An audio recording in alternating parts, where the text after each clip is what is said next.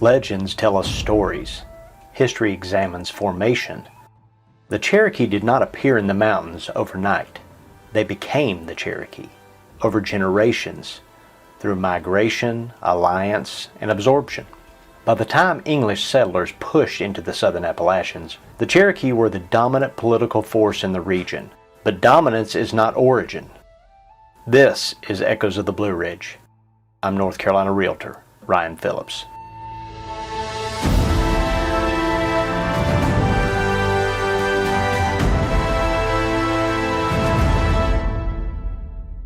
By the late 1600s and early 1700s, European traders and colonial governments recognized the Cherokee as a major power in the southern Appalachians.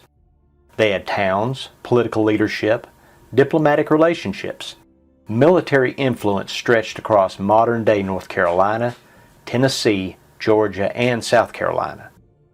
But Cherokee identity, like all identities, formed over time. Archaeological evidence suggests cultural continuity between earlier mountain societies and latter Cherokee towns. Language ties the Cherokee to the broader Iroquoian language family, with origins likely north of the Appalachian region. At some point, Iroquoian-speaking groups moved southward into the mountains. But movement does not mean replacement. It often means merging. The southern Appalachians were not empty before Iroquoian speakers consolidated power. They were populated by earlier Mississippian and regional chieftain societies. Some towns were abandoned, some were destroyed, some were absorbed. Political consolidation in pre-modern societies often looks less like conquest and more like layered integration. Names change, leadership shifts, but populations blend.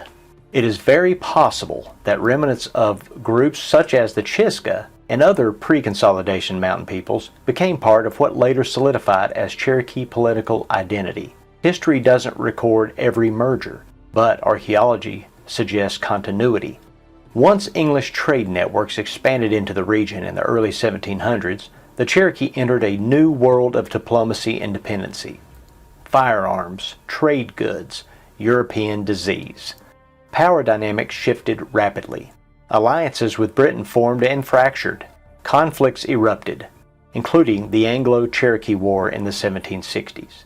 And then came treaties, land cessions, and gradual encroachment into the Blue Ridge valleys.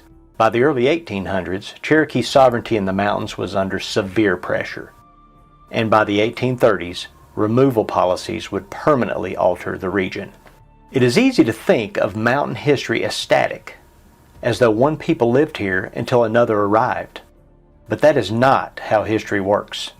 The Blue Ridge has always been layered.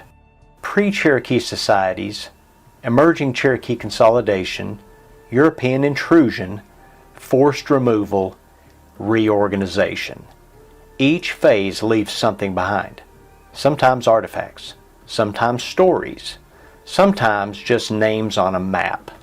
Next time, we step into one of the most pivotal moments in mountain history, the treaties that redrew the map of the southern Appalachians, the gradual loss of Cherokee land, and how the mountains themselves became contested ground between empire and memory.